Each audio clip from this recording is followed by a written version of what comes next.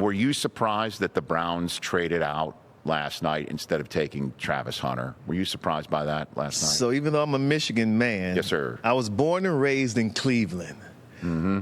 And, that's a long-suffering town football-wise. Obviously, the Cavs won an NBA championship when LeBron returned.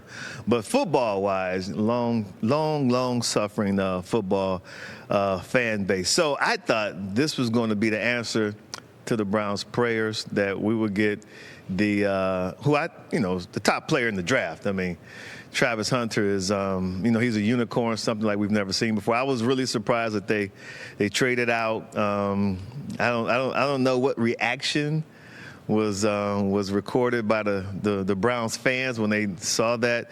But, I think they're trying to gather a lot of picks, future picks. Yes. So that's what you do, which I understand that part of it too. But he's such a unique talent. I don't know if I was a GM, I could have passed on him. Well, I mean, I assume you voted for him for the Heisman, right? Is that a correct assumption? Correct. Okay. Yes. I mean, because it's sort of, despite how incredibly talented Ashton Genty, obviously, right. and and Cam Ward, the first overall pick. Last night, as a matter of fact, was the first time since 2011 that 3 of the 4 finalists of the Heisman were in the top 5 picks of the draft. Oh, wow, okay. The last time that happened was when Luck, RG3, and Trent Richardson went 1, 2, 3 to start a draft. So, wow, okay. So they were some talented players, obviously, exactly. in Manhattan last year. Exactly. But this kid it's a different story. Yeah. Involving Travis Hunter, Yeah, absolutely.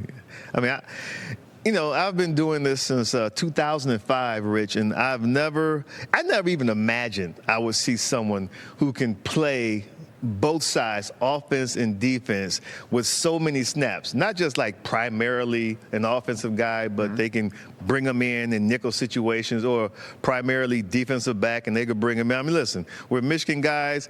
We had Charles Woodson, and Charles Woodson became the person everyone talked about as far as a two-way player, a guy who can play offense and defense. But still, every time someone talks about Woodson as the Heisman Trophy winner, they say, well, he was primarily a defensive player. Yes.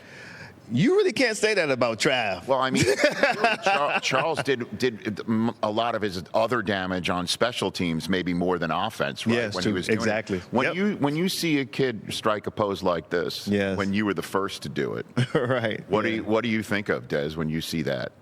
It's just it fills me up with joy to see that they're still carrying on this tradition, and it's even bigger and better when I see like heads of state or just other people, random people who aren't even football players.